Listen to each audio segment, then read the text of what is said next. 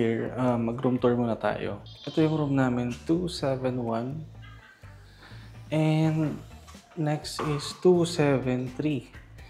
So, dalawa siya. And pwede siyang connecting kasi. So, pasok tayo sa 271. Pakita ko sa inyo.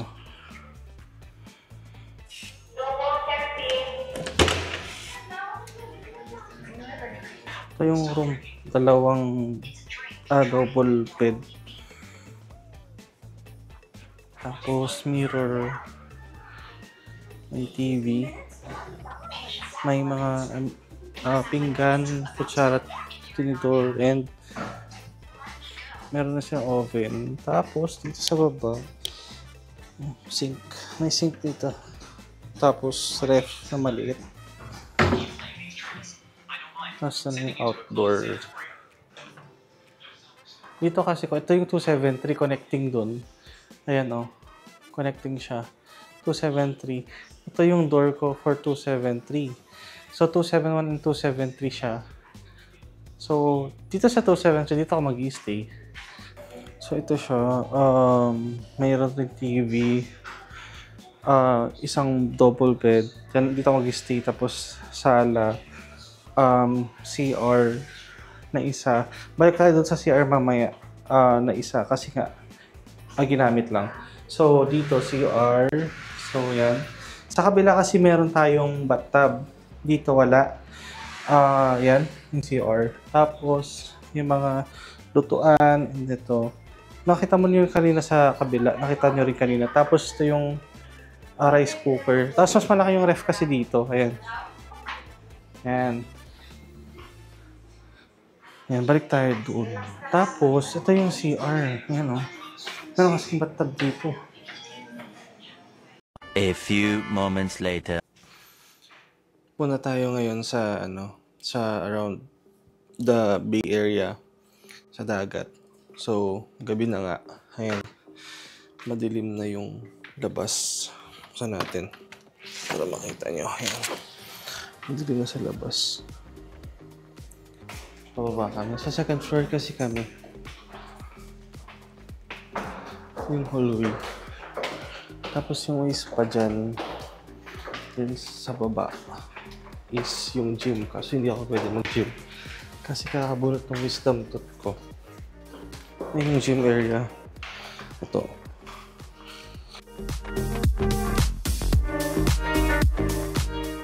Punta kami sa beach area. So may pool dito, tapos may buffet restaurant, tapos may acoustic dito later, tapos fire dance, tapos yan, may mga ilaw-ilaw, may Christmas village dun mamaya, puntahan natin. Tapos bukas punta tayo ng water park, dun tayo maghapon bukas.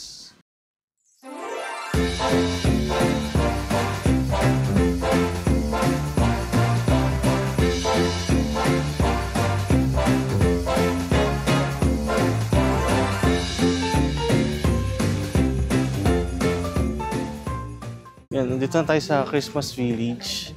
So, apakaliwanag kasi nga may around me, may mga lights. Ayan. Nakapalig sa di ba? Free ring light, very liwanag. Day 2. Hey travelers, so today, ready na kami. Pupunta kami sa water park dito sa Astoria, Palawan. And yeah, I already wear my dry fit para pumunta doon. Tapos after that, pupunta rin kami mamaya sa Canopy para i-confirm yung booking namin for the underground river tomorrow. So tara!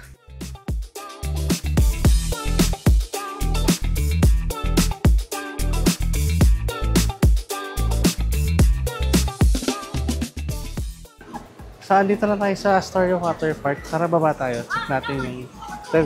Check natin yung paligid. Nag-vlog rin kasi yung mother ko at yung father ko. So nag-vlog sila dito sa likod. Tapos yung lola ko hindi nag-vlog. Tapos mag-vlog na lang rin daw siya.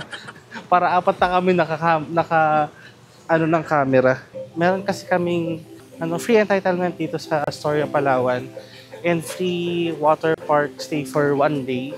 For 4 person kasi good for 4 person kasi yung room na kinuha ko dito sa Astoria. So It's not a paid ad, but yeah, lahat ng Astoria kasi na pwedeng puntahan or lahat ng Astoria kasi na hotels nationwide, pwede kami magstay doon for 8 days for full year.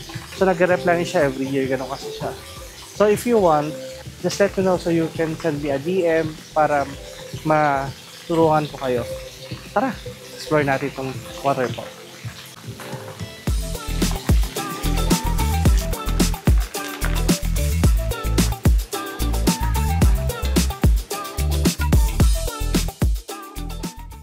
So, napanood yung sa Aquaplanet natin. Ganito rin siya, yung slide dun, oh. Yung slide dun.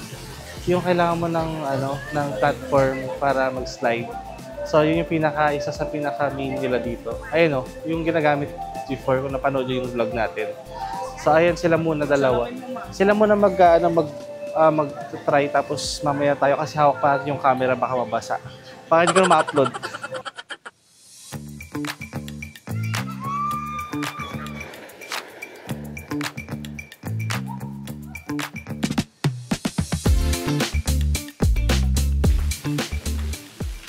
Meron din sila ditong yung like a river road. Here, oh, ayan. Ito.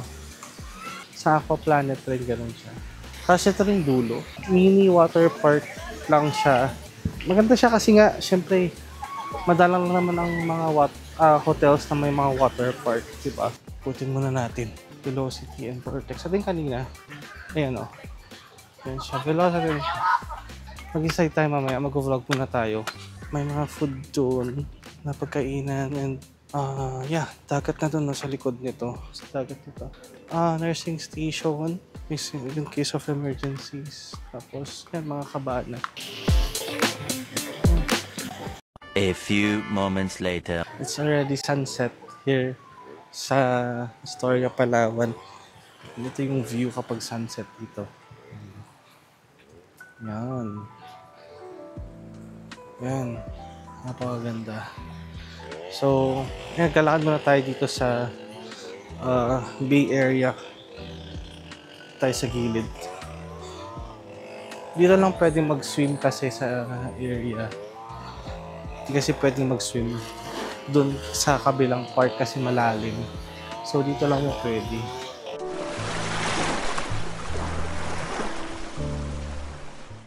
Doon kasi mamaya, doon sa sa kabila.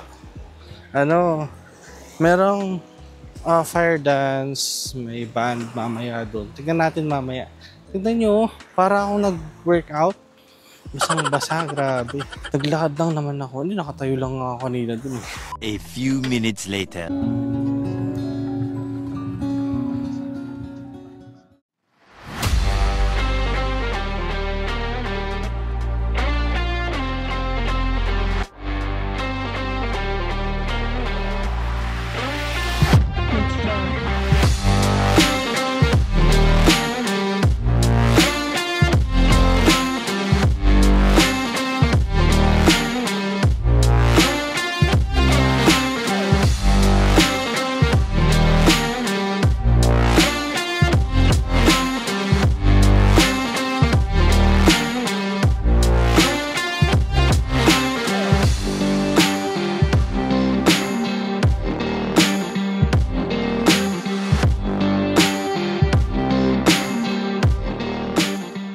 Day 3.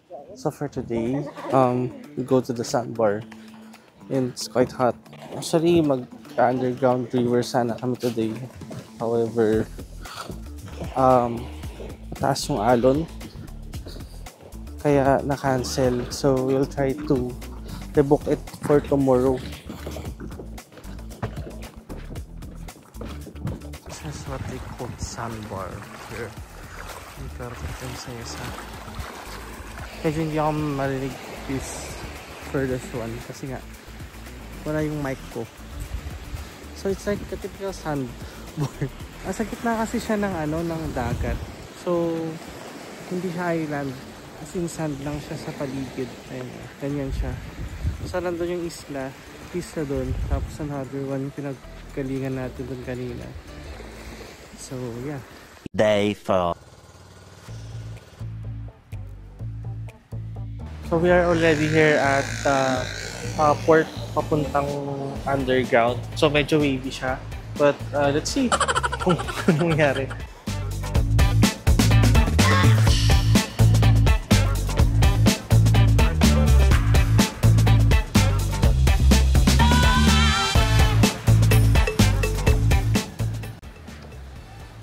We're already here sa underground river. So, lakad kami ng onte.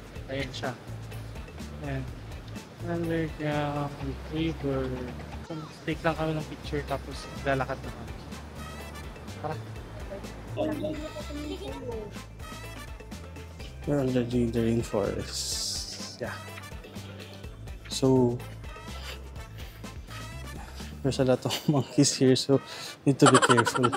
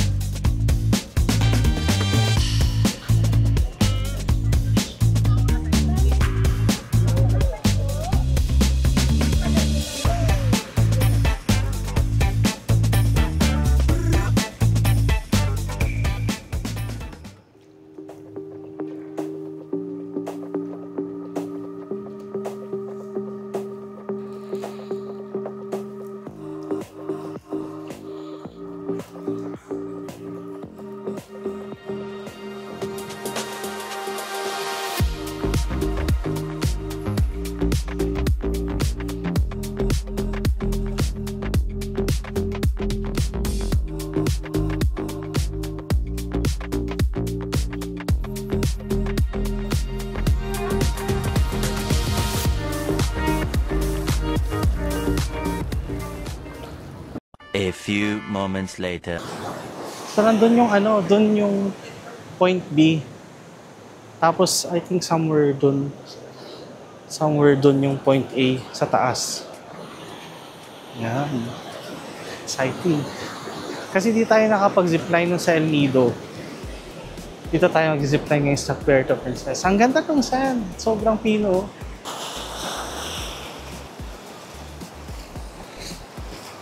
Tapos yung ano din, Tamilok ata dito pinukuha. Check natin mamaya kung may makuha sila. Lakas ng alon. This way to Sabang Zipline. We're gonna go up. Just an update. Well, I don't know if it's halfway there. But yeah, I'm so tired. Sobrang taas na. Sobrang taas na cliff na to.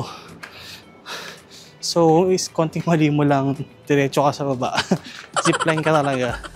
Ayan. We're gonna go up pa. Ayan. There. Grabe. Tapos naihipa ako. Oh my God. Paano to? Yeah, sige. Another update later pag nasa taas na tayo. Oh my God. I think we're almost there. Ayun na, nakikita ko na yung orange somewhere. Nakita nyo ba? Yeah. We're almost there. Finally. Yeah. It's quite a while. It's quite a while. Grabe, nakakapagod. Yeah. Oh, yeah. Yeah, ito na. Here. There it is. The zipline. Yan. I'm already here. So, we're just waiting sa mga nakapila. Yan. Dito tayo. Tapos doon tayo sa kabila. Pababa. Oh, we're gonna go. We're gonna go in the middle of the ocean. Ready po? Heavy. One. Mahuli.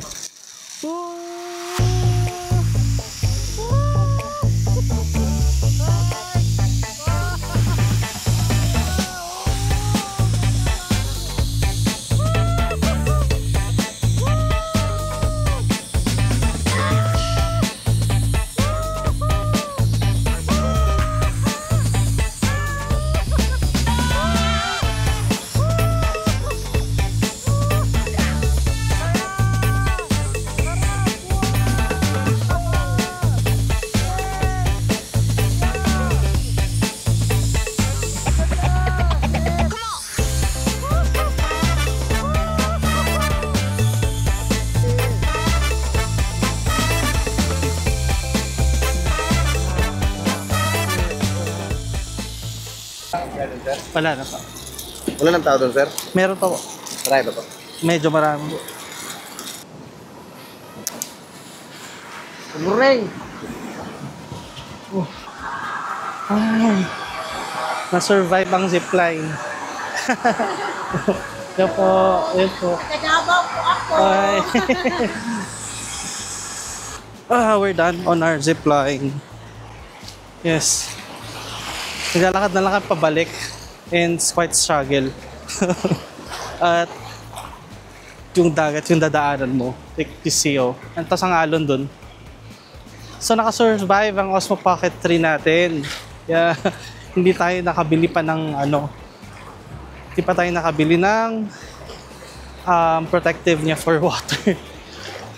Thankful na naman, di naman siya nabasa or what. Tara, kakain na tayo, tagutom na ako.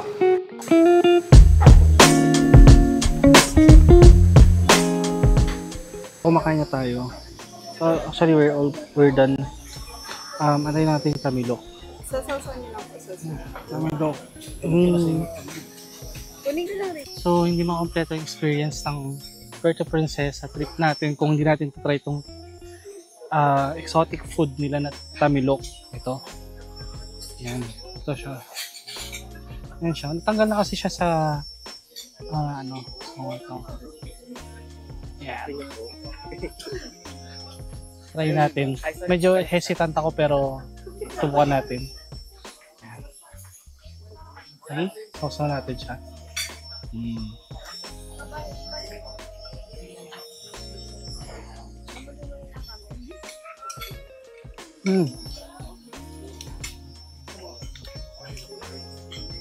Para siyang oyster. Part pala siya ng family ng oyster daw. Kaya so para siyang oyster. Kasi oyster talaga siya. So, yeah. So kung mahilig kayo sa mga raw food, so I think magugustuhan nyo siya.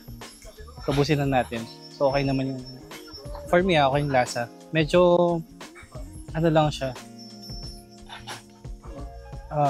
Medyo fishy. Yeah. That's spike.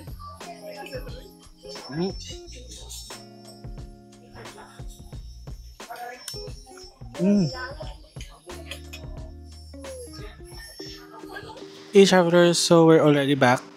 Tapos na yung underground tour natin. So mamaya pupunta tayo sa Halodome for the AVLCI members. So it's a meet and greet and siguro something sa session or something na may explain sila doon later for the new members of AVLCI. So tara, punta natin mamaya.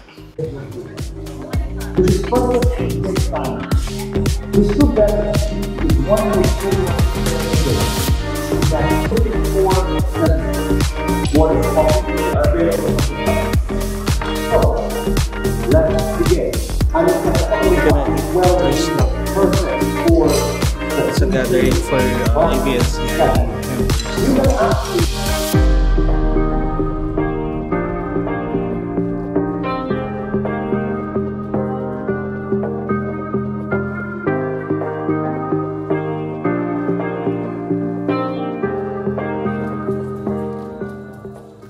A few moments later. Hey travelers, it's our last day here in Astoria, Palawan. And yun nga lagi kapag mag-travel, it's quite sad kasi nga patapos na naman yung travel, balik na naman sa work. So yeah, so abangan nyo yung next travel natin and hopefully international travel na siya. See you again on my next vlog, travelers.